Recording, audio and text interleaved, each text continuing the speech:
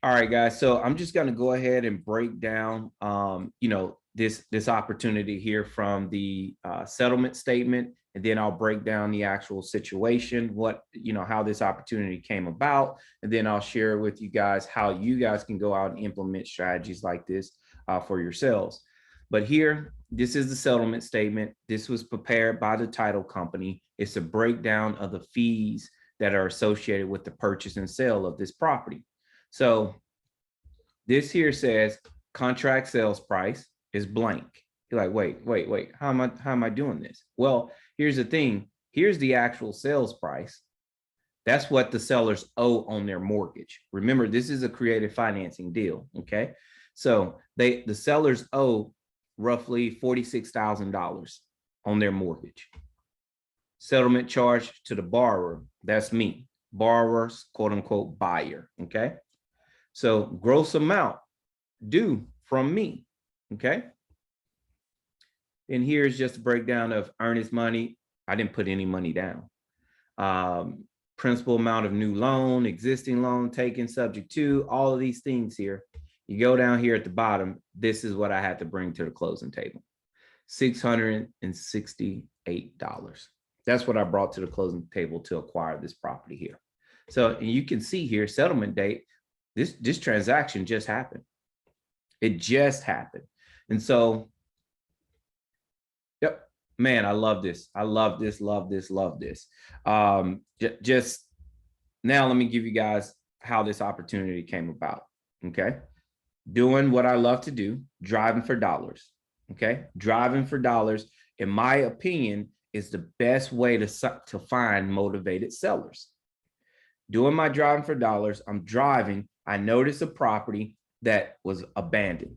It was vacant. They just had a bunch of trash in the backyard. Grass is tall. The siding on the house was starting to fall off. I said, you know what, this could be a great opportunity. So what I did is I took down the information. I skip traced it, found out who the owners were. It's two separate owners. I called them both. Got a hold of the wife. The wife said, yeah, my ex-husband lives in the house. I don't know what the heck he's going to do with it. I just don't want to go to foreclosure. He hadn't been paying the mortgage. Okay. Called the husband. The husband, yeah, we're moving out. We don't want that dump. There's too many memories there. And, hell, I'm just going to let the bank have it. Me as an investor, I step in and say, I tell you what if I could step in and help you and the entire situation by purchasing this property for exactly what you owe on? The guy said, yeah, I'll do it. You just got to deal with that. You know what over there. So, okay, I'll handle her. I'll speak with her. And if she agrees, you agree, let's just go ahead and move forward. They both agreed. So I said, I'm going to purchase this property for what they owe on it. And they owe $46,000. I said, okay, well, look, how do I want to do this transaction? Do I want to go get a bank and pay that $46,000? And now I have a new mortgage. If I do that, I have to use my credit. I have to use my personal resources for a down payment. And, and it's going to take a little bit of time. So, or what if I just go right in and take over their mortgage, right? Take over their mortgage, and I go right in and just start fixing on the property. And at the end of it, I decide what I want to do with it. If I want to keep it as a rental, or if I would like to flip it. Say, you know what? I'd rather go that route. Why did I choose that route? As I said, I didn't have to go to a bank. I didn't have to use my credit, nor did I have to get a new loan. So I didn't have to do those things. So I said, this gave me the ability to move a lot faster and a lot smoother. But I still had a problem. That problem is that, hey, I didn't have money to fix this property up. It's going to take about $40,000 to fix this property up. So I reached out, I put the deal out to different investors out there, and I was able to, find some people that were willing to invest with me. So they brought the $40,000 to the table. I took over the mortgage to the property. Now I have a new property that I'm flipping right now. No credit, none of my own personal money, just my personal skills. So for me, I leverage my time and my abilities to get this deal done. My investors, they leverage their cash to get this deal done. The sellers, they just want it out, right? They just want it out. So we all had a problem and we all came together to work together, and now we're all getting what we want. So at the end of this transaction, we'll owe on this property here for what's that, $86,000. Not to mention, because I'm paying a mortgage, that balance is going down every single month. And then we're going to flip this house for about $135,000. So that leaves a nice little profit spread there, right? So great opportunities. So you guys can execute these exact same strategies, right? So they don't always happen this smoothly. You're not going to always find the opportunity this way. Then two, you're not going to always be able to, let's say, do it like I'm doing it, purchasing it, then have an investor that's going to, put the cash in to fix it up. You may not always have that. So at that time, what you would do is get the property under contract. You just wholesale the contract. You find individuals like myself or other investors who have access to capital and are willing to take, do a transaction like this. And I'm telling you, like, we're jumping all over them right now. You guys know how the market is. It's crazy right now. It's crazy, crazy, I tell you. So I'll pause right there. Do you guys have any questions about that breakdown of that opportunity right there? Does it make sense to you guys? I have a question. Yes, Miss Cheryl. Typically, what is like the split percentage between you and the investors, like when the property sells? Oh, I like this. I like this question here. Okay, so I'm gonna answer it and then I'm gonna ask you a question if that's okay with you. Okay. So for me, you have different options. For me, I start at 20%. That's just me personally. Okay. Some people are lower than 20%. So if I'm working with a multimillionaire, my percentage is not 15%. I'm sorry, not 20%. It's about I'm doing about 12% to them, right? And the reason why is they have a lot of money. And so making 12% on their money is like amazing for them. It makes sense for them because sitting in the bank, they're losing. If you have $10 million in the bank, every single day you're losing out on about $2,500 of buying power. So your money is becoming worth less, less, less, and less. And see, and once you get to that level of resources, they have a different understanding and view on money than us at, that's trying to climb that ladder. So I offer them about 12%. Okay. Then mind you too, it all depends again, like how much they are lending. So if they're coming in lending, funding an entire project, meaning, hey, I need $150,000. Hey, I'm not going to be able to offer, 12%. I'll probably offer about 10% at that time. But if they're coming in funding $40,000, I'll offer 12%. Okay. So, and for smaller investors like myself, because I don't have $10 million in the bank, I offer 20%. And if they're in our network, like part of our mastermind group, I actually negotiate up to 50% of the profits on the deal. So instead of 50% on what you invested, we're speaking about 50% of the net profit. So if we make, if we net, I'm just using this number here, if we net $40,000, that'll be 20 over to my company, 20 over to the investor's company. Okay. Great question. So I'll ask you this here, Ms. Shira. So for you, being a private lender, is that something that you've considered before? No, I haven't. Okay. I haven't. That's something you would like more information on? Yes. Awesome. That's awesome. So, we'll discuss those things during our one-on-one sessions. So whenever you book your next session, we'll do that. Cool. Okay. Great. All right. I think I had another question that popped in the chat box. Let's see here. That is my problem, understanding the wholesale numbers when assigning creative financing deals. All right, Luke. So it's whenever you're looking at numbers on wholesale deals, the average wholesale deal that you have out there, the average commission is about $5,000. Now, sometimes the deal is super tight to where you can't get that $5,000 assignment fee. All right. It's just super tight. But if you can still walk away and make, $1,500, $2,000, whatever it may be, hey, go ahead and take it. It's more than what, you currently have. Now, if you can keep the property, the asset for yourself, and maybe, do something a little bit more with it, do that. But, try not to just, walk away from it. Just know that your average fee for a wholesale is about $5,000. So does that answer your question there, Luke? Uh, yeah, I guess I get the wholesale with the cash, but I guess my real question would be like, say I get a sub-2 deal under contract, where would I put the assignment fee if I would like assign it to somebody like you? You know what I'm saying? Would it just be like a difference in the purchase price? Excellent question. Yes, sir, it would. It would. Okay. So the purchase price would be, pending. Well, if it's a sub-2, you're taking over pending what you have to give to the sellers. So in this example I used earlier, hey, I had to give the sellers $0. I gave them $0. Now, if you have to negotiate with the sellers to where you have to give them, I'm just using this, you have to give them $5,000. Okay.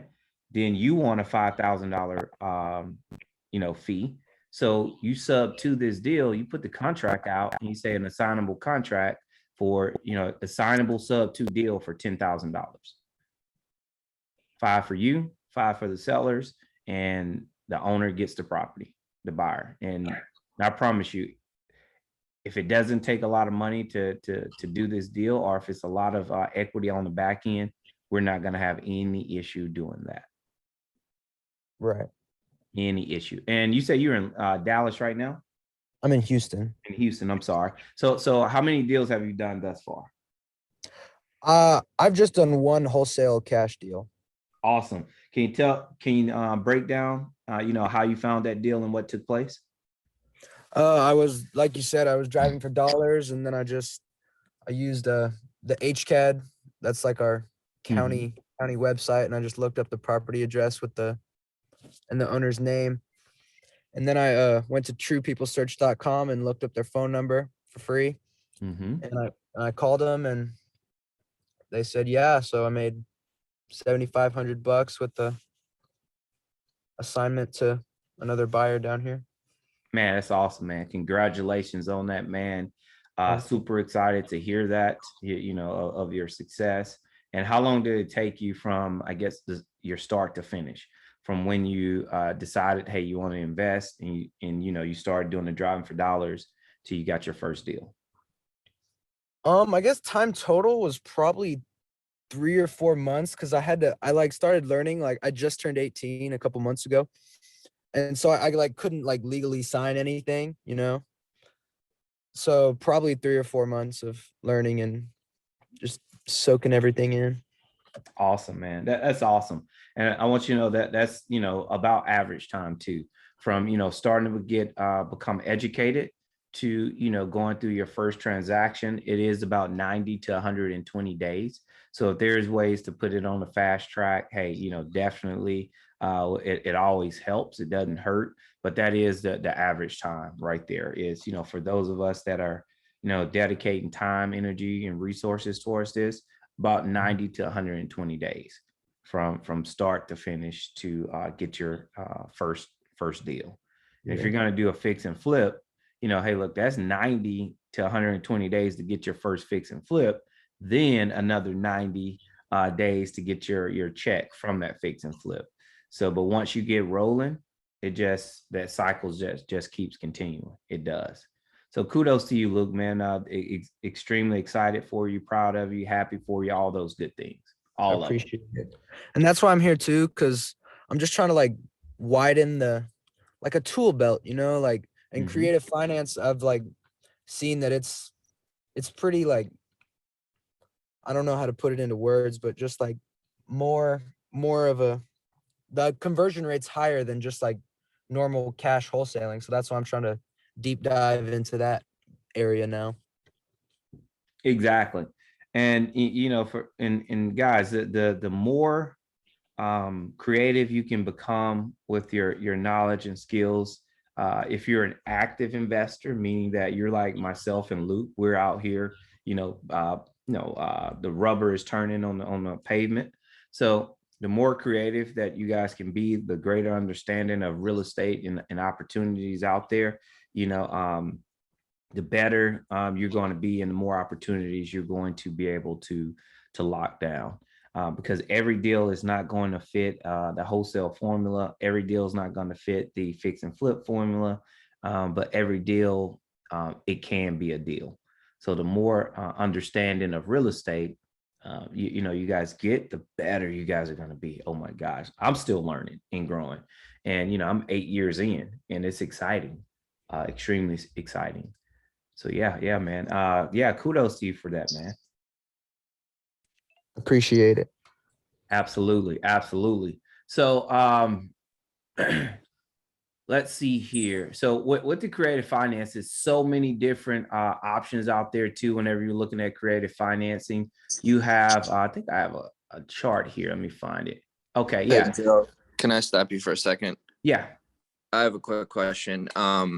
Two things. When you say driving for dollars, can you expand on that? What does that look like? And you said you found a distressed property. Is that primarily what you're looking for when you're doing these drives? Excellent question there, Josh. So one, I would say, when saying, exactly driving for dollars, I would say YouTube driving for dollars. And you're going to find so many different like videos out there on what people are doing, what they're looking for doing this process.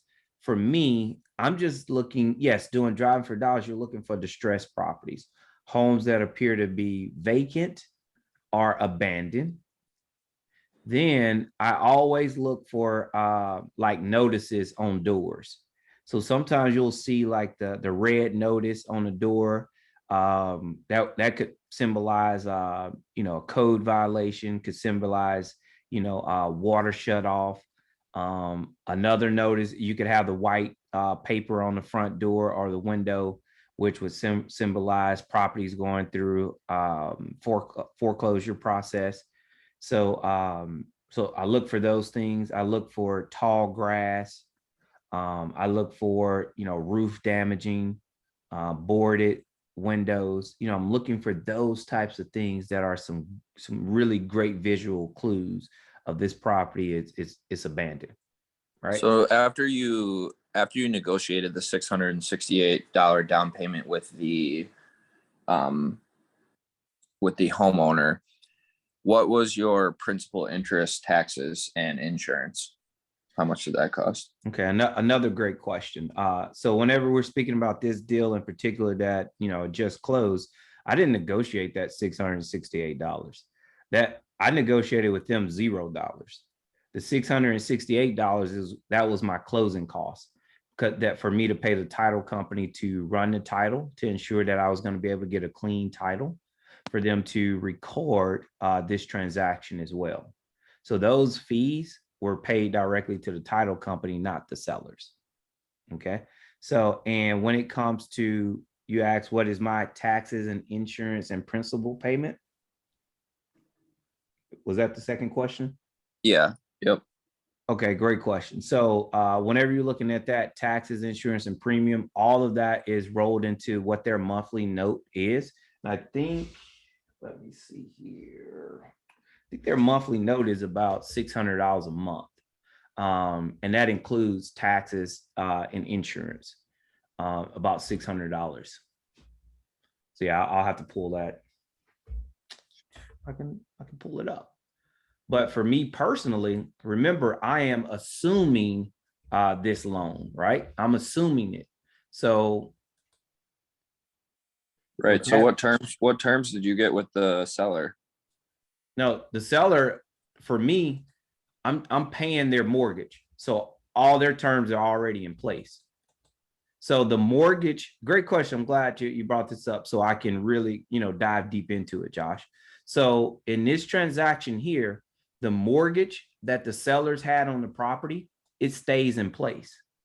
So all I'm agreeing to do is to pay their loan. So that is it. I am agreeing to pay their loan.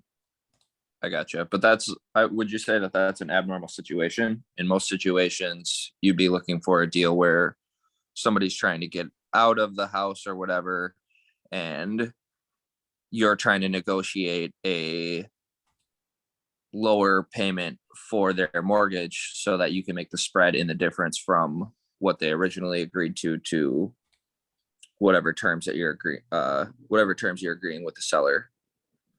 Another great question. It's all going to be circumstantial.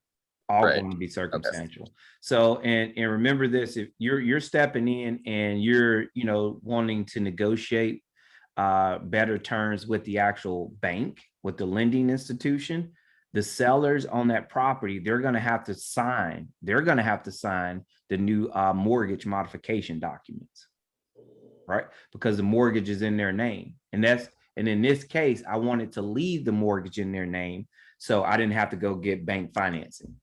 I could just fly right through. Right. So your financing is with the seller. No, the seller is out of the way. The seller is gone now. The seller doesn't, they signed over their rights to the property. Whenever they signed the settlement statement and the deed transfer, the seller is gone. Gotcha. So I'm just paying their mortgage. For them, their win is their credit is going to go back up because they're about a couple $1,000s behind. So the credit is going to go back up because I'm going to start paying it. Okay. And then once I flip it, well, I may decide to keep it, still trying to decide if I'm gonna keep it or flip it. But whenever I just keep it or flip it, remember, I have money out there that I have to pay, right? So not only the mortgage, but I have my private lender. So whenever I decide what I'm going to do with the property, I refinance the property out, pay my the seller's mortgage off at Wells Fargo, pay my private investors off, or I flip the property and pay my private investors off, pay Wells Fargo off, and I keep the difference. So just that simple, But every opportunity is going to be different. Every opportunity is. I have a question. Yes. I'm confused. I'm confused about something. So, you said that you took over the mortgage. Yes. But I thought you also said that you had private investors come in and pay that, I think it was like the remaining 46,000 that was owed. Is that what Okay. you said, or did I misunderstand? No, it was it could be misunderstanding, could be, poor delivery and execution on my end, but let's go ahead and clarify it right now. So and I'll let Josh know this one here. My mortgage payment on that house is $640 a month. So that's the mortgage on that property. Now, whenever it comes to the private investors, how I negotiated that term is the private investor came in for my renovation cost. Oh, okay. Just the Gotcha. renovation cost. That balance, that $46,000, that's still owed on the property. But Okay. but whenever I pay to catch the mortgage back up, my balance is actually going to be about $39,000. And then, hey, I still have like $40,000 to go in and renovate this property. Okay. I thought what you had said was that the private investors gave you the 46,000. It was what was throwing me off. I was like, well, how is he assuming their mortgage if the investor gave him the money? Like, wouldn't he have just paid the house off and then? But okay, I understand now. And it may be a case like that, Ms. Cheryl, to where the house is in excellent shape, and where, hey, I want to go in and I need to pay it off very quickly before, let's just say if the house is up for auction and I need to pay it off very quickly. All right. And it's in good shape. I come to Ms. Cheryl and say, hey, I have this opportunity here. I need $46,000 to close it. And I give you 20% on your money, pay you back in, 90 days, like, okay, let's do the deal. So I would purchase that. I would just pay the debt off at that time. And then I would refinance the property out. and pull that money back out that's owed to you, pay you, and hey, now I have a property that I can rent or I can flip down the road. Okay, gotcha. So, My other question is, yes. these conversations that you're having with these people, the one that you're like, the one that you just did, like, what does that conversation look like? Because I can imagine that it would be like, that would be something that like would be nervous. I would be nervous doing that. But like, how is that conversation going? Like, what kind of questions are being asked? Another great, excellent question, Cheryl. So whenever opportunities like this come around, just know that you won't, because you're part of our mastermind group, you won't be doing this alone. Excuse me. Ooh, my throat here. You guys got to excuse me for 1 second. Ooh.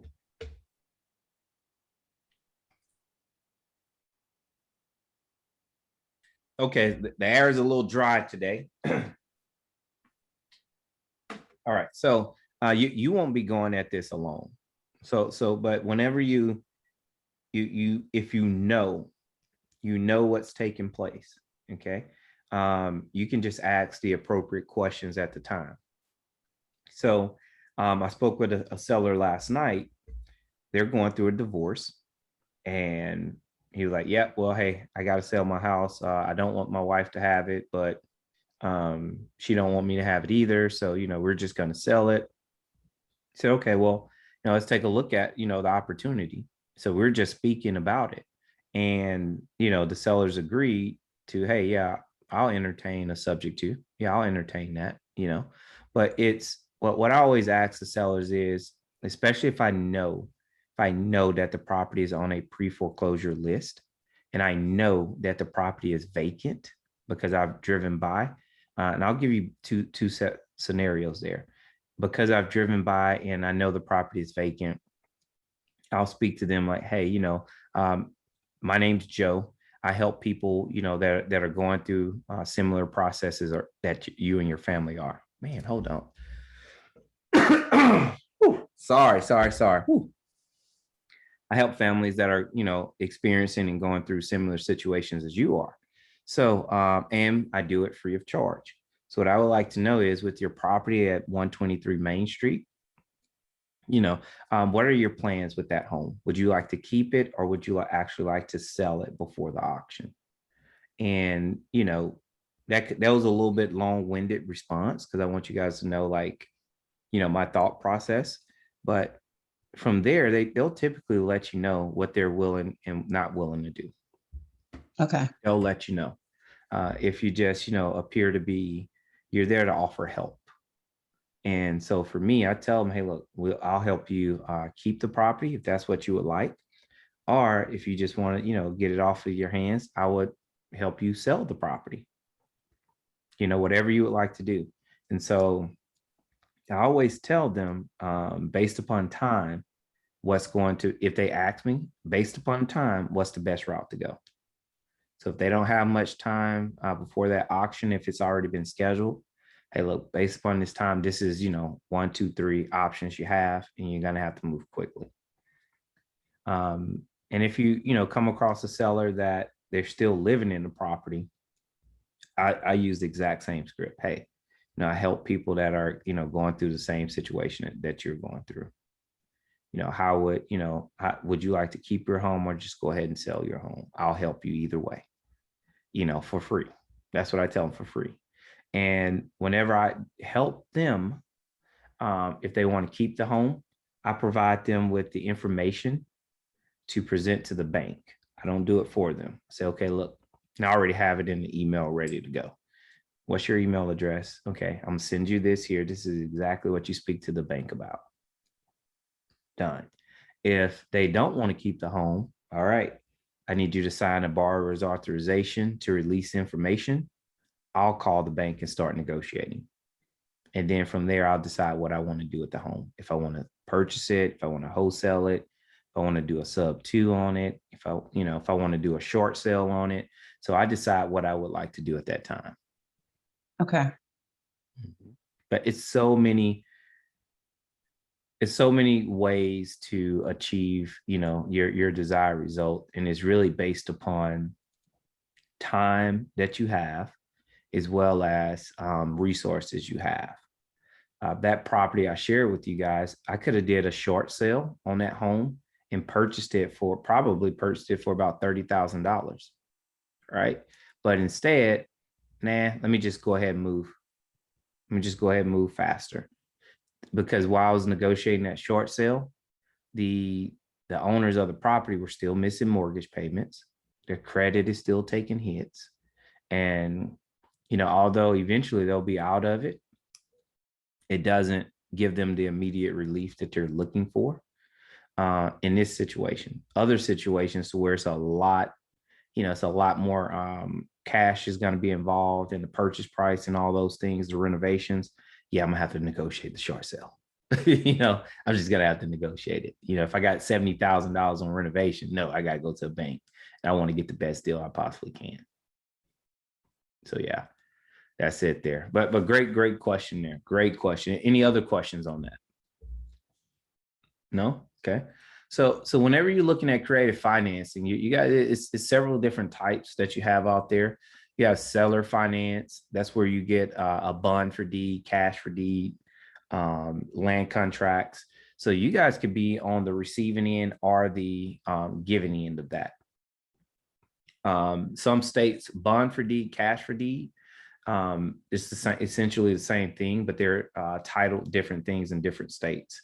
So like I said, you guys could be the seller and you can do a seller finance to someone else, or you can be the one getting your hands on the opportunity to where you're getting a property via seller finance. A great place to find those opportunities is you can go to like realtor.com or Zillow.com, look for properties that have been on the market, let's say 6 months or longer. Those are, and they're vacant, and they've been on the market about 6 months or longer. You can do exactly what Luke did. You skip trace those owners and you can call those owners directly. And in fact, I know some of you guys have seen this one before. This is exactly what took place on this property right here. This property was on the market about 6 months. The sellers had moved out of the property and it was just vacant. And they was paying a mortgage on this home and paying a mortgage on another home. So whenever I discovered that, I was able to negotiate, hey, I would like to purchase your property for what you owe on it via subject to financing. In this case here, I gave them $100 down. In the other case I shared with you guys, I didn't give them any money down. I just, took over the mortgage and start paying it. So it's several ways to be able to execute these things. You have lease purchase, quote unquote, rent to own.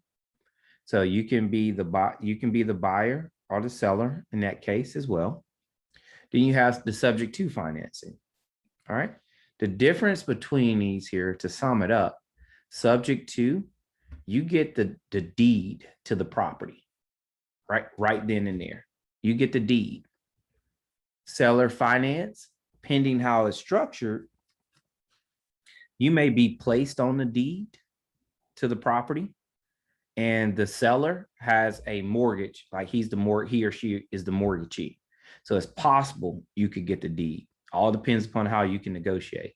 Lease purchase, you never get a deed until you own the property, right? Seller finance, you can get a deed. Subject to, you do get the deed. And lease purchase, you don't get the deed. Okay. And for those of you not sure what the deed is, that's like a car title. You have title to the home, right? So yeah, so several different ways you guys can do these things. So if you're out here and you're looking for like, where to start because you want to like find these types of opportunities, start first by looking for motivated sellers. Like I said, if you're looking for creative financing opportunities, driving for dollars is always the best. That's just not for creative financing. That's for real estate investing in general. Always the best. Then you have, like I said, I like to use Zillow and I'll go filter out the time. Let me show you guys exactly what I would do. Let's go over here. All right.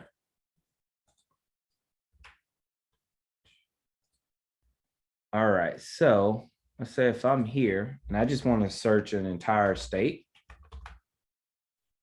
Go search, well, Texas might be, yeah, you got way too many properties. Let's go over to my next door. So you don't have to do an entire state. You can do a city. You can do whatever you would like to do. But then you go to for sale. I don't want new construction. In this instance here, not looking for foreclosures. Agent for sale by owners. And you can actually, I'm not going to use foreclosures or pre-foreclosures right now, but just in this example here. So now it says I have 14,000. So let me go to the home type. I'm looking for, let me remove these two here. Because, you know, I just want to narrow it down to where it's a simple approach for you guys. So let's just look at houses. So now that brought us down to 4,400. So you're here at the newest. And I like to go and start searching because you can't do it oldest to newest. So you want to search, wow, look at all these new properties. So you want to search for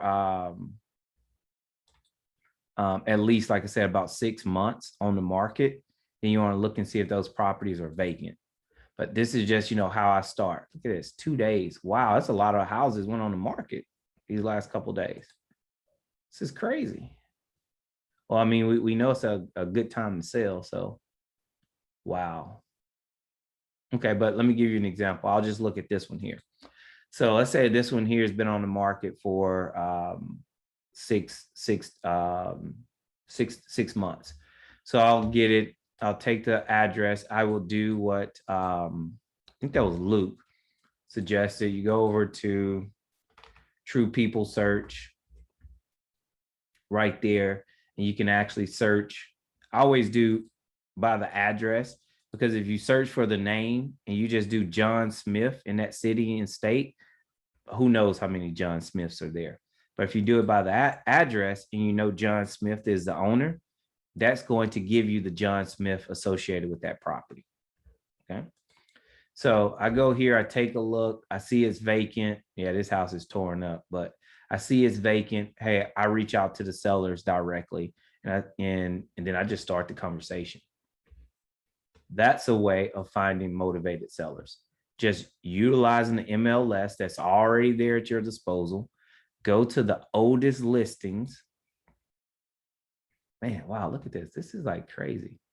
Man, this many houses just came on the market. So yeah, just go to the oldest listings and start there. Yeah, this is, speaking of that, one of our,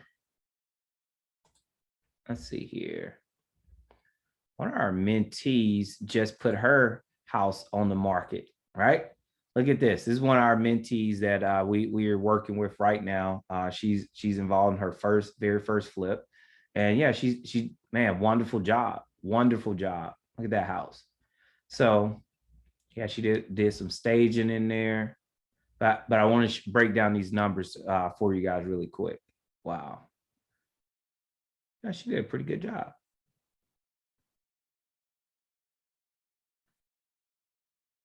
Yep, it's pretty nice.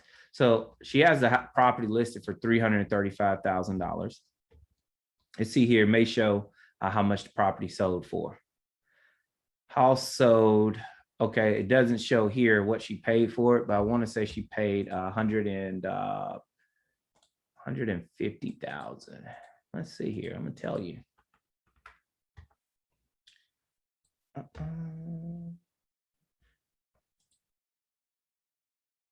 Let's see here, just to show you like how working with us is really going to help and benefit you guys here. I know we're approaching that hour time mark, so I'm gonna make this speedy here so I can answer any questions that you guys have left.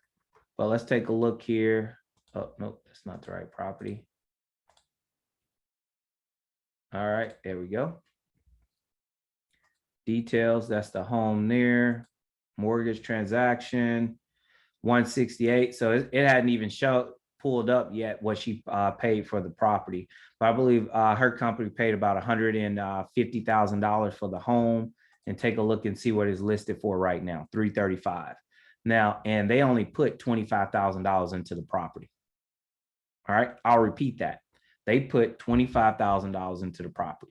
So they're all in 175 on the home, then with a little bit of carrying cost. So let's just say, 180,000. And they're selling this property right now for 335. Even if they get $300,000, is that a good deal? Yeah, it is. So, this just goes to show, like, she would have never found this opportunity without working with us. Never would have found it, because it's somewhere out of her area, it's out of her comfort zone. But because she works with us, we're able to show her, hey, one, we found the property. So we found her a property. We showed her how to do everything from afar, from being virtual. Right. So she got everything down to like the last 10%, and the last 15%, that's where it can like make or break a house. Right. Because paint has to be perfect. Trim has to be perfect. It just needs to be cleaned and cleared. So at this house, she spent a total of 3 days throughout this entire process renovating this property. 3 days. Right. So she actually went through surgery, and she was through back surgery, couldn't move for several weeks, and got this house flipped. From working with us, we were able to show her how to do things virtually, as well as we stepped in and we assisted her as well. Because for us, we want to make sure that you guys are experienced, you're confident, you're comfortable, and knowing that you guys have the appropriate support to get your deals done. So now that's a pretty awesome deal right there.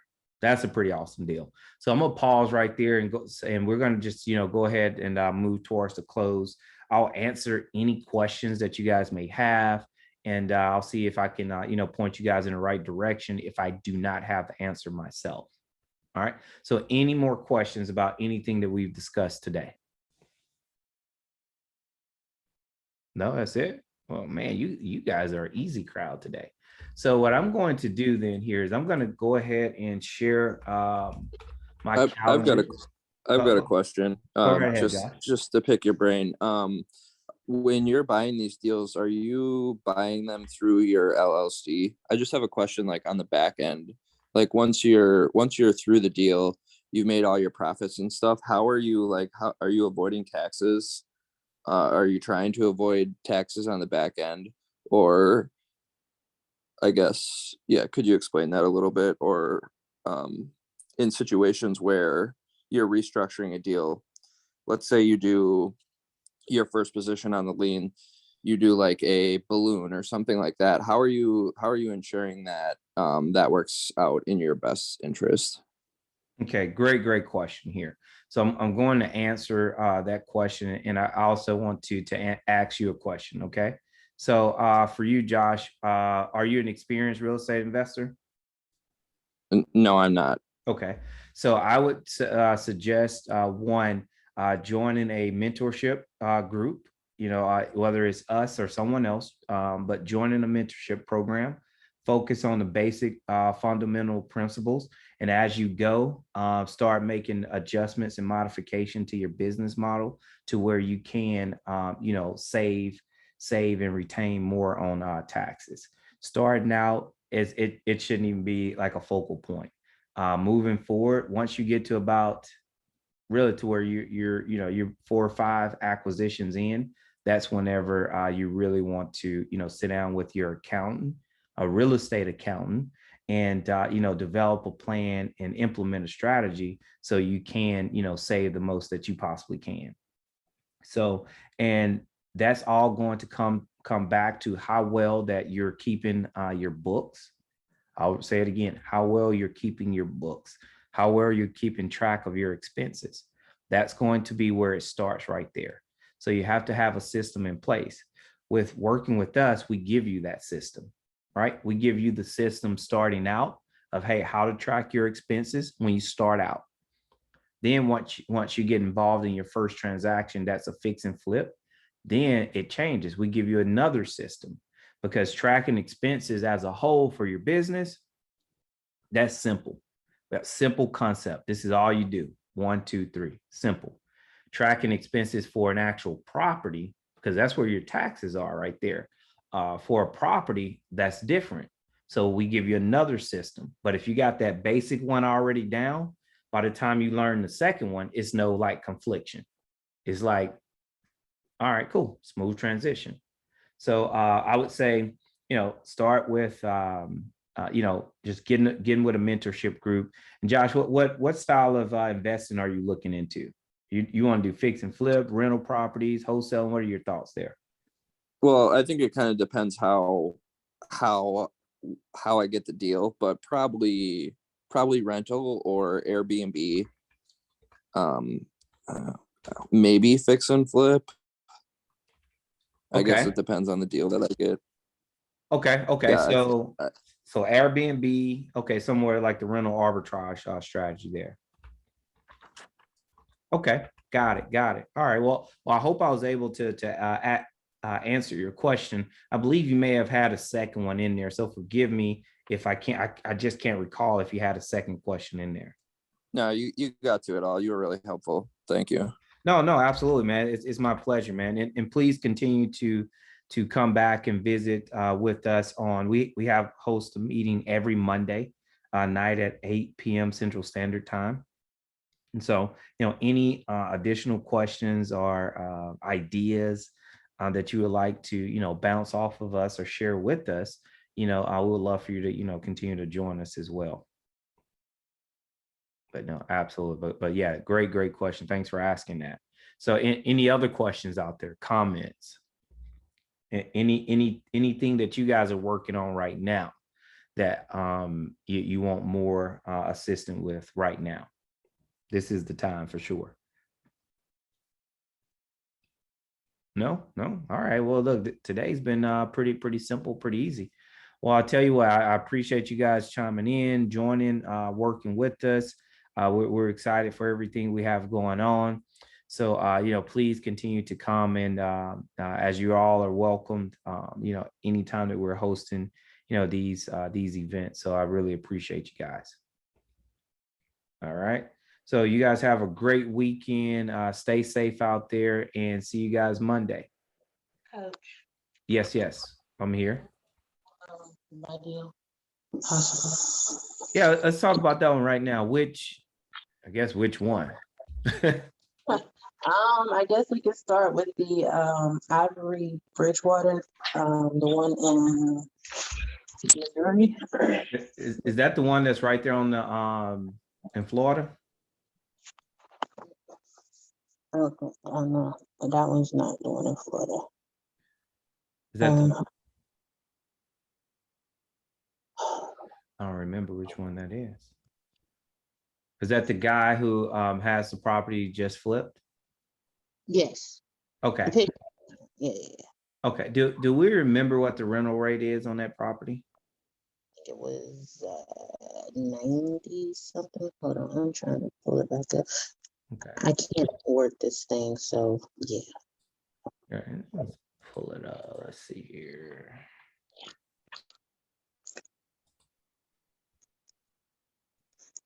Let's see here. That one in Missouri. Yeah, it was worth $90,000. Okay, so it's worth 90,000, and I'm looking it up right now. I think that's under the hot column. Ivory Bridgewater. Is that his name? Yeah, it is. I see it. I found it. You don't have to say the address here. Okay, let's see here. We adjusted the adjusted ARV is 90K, and he is asking 60.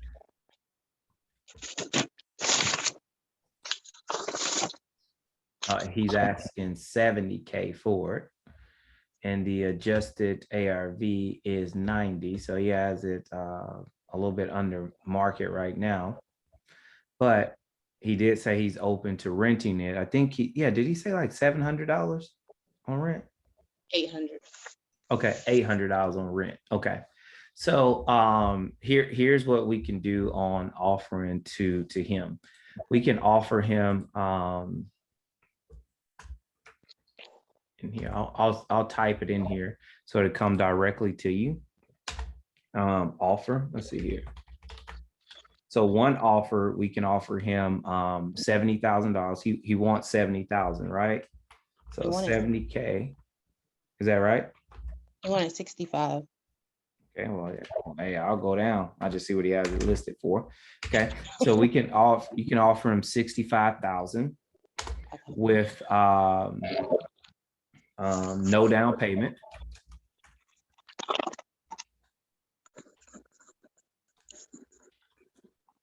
And you can pay him, we said 800. Mhm. So that would be $650 a month.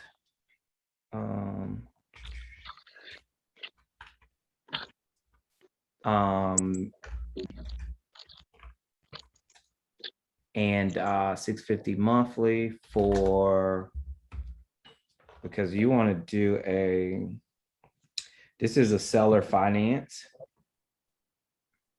So 650 times 12, that's 7,800.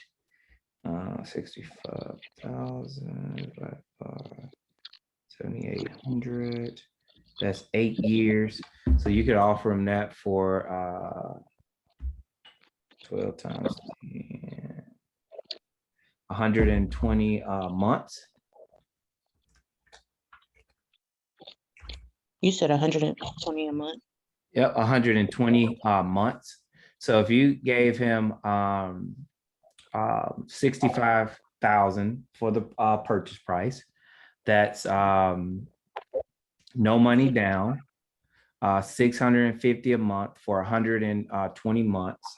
That would actually bring the total payment for the house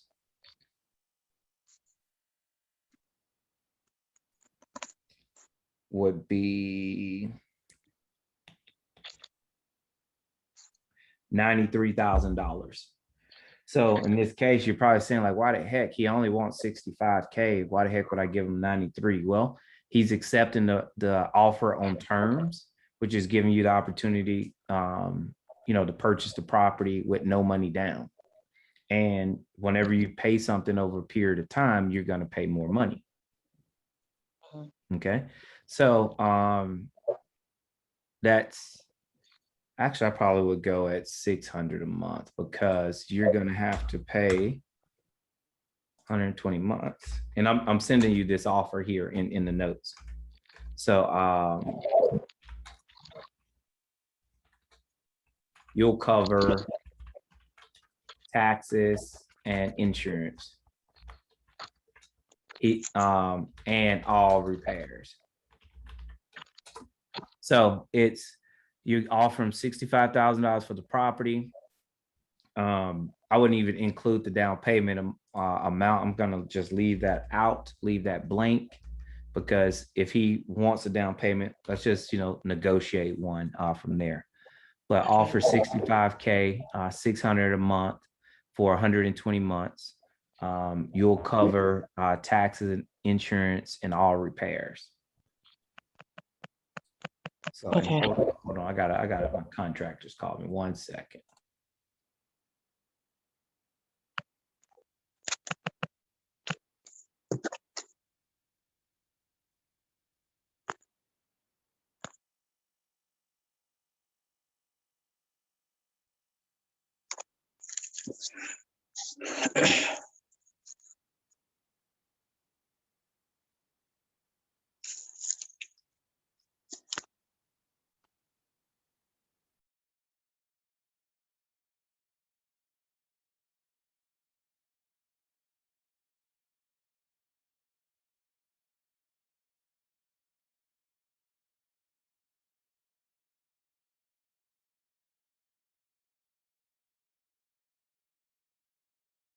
One second, guys. Working with my contractor. 1 second.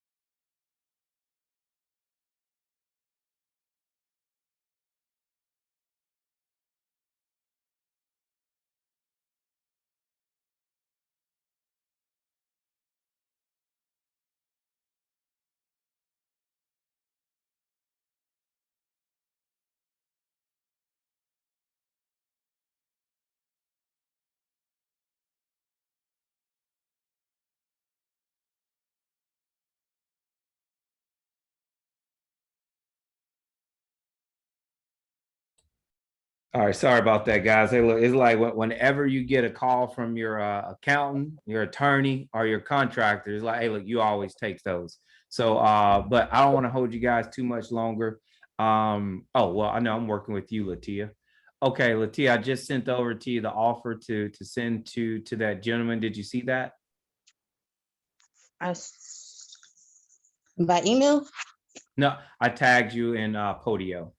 Oh yeah, I seen it. Gotcha. Question. So the guy from last night about the 380. Okay, let me pull him up because I think you tagged him as hot too, right? What was his name? Ray Cruz.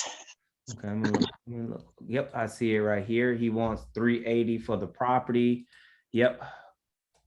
And so he's asking full value for the home too. And so were you communicating with him by phone or was it by text? By text. You know, he just put the property for sale for 369. That's what I was telling you. And the thing, like I didn't think it was worth it, but you know, like, Yeah, I just yeah. So he wants 380. It's a honestly, it's a bang up deal. So the challenge is, are we able to find out what he owes on that property? Because sometimes it can be challenging to get that information in those condos and things like that. I couldn't find anything.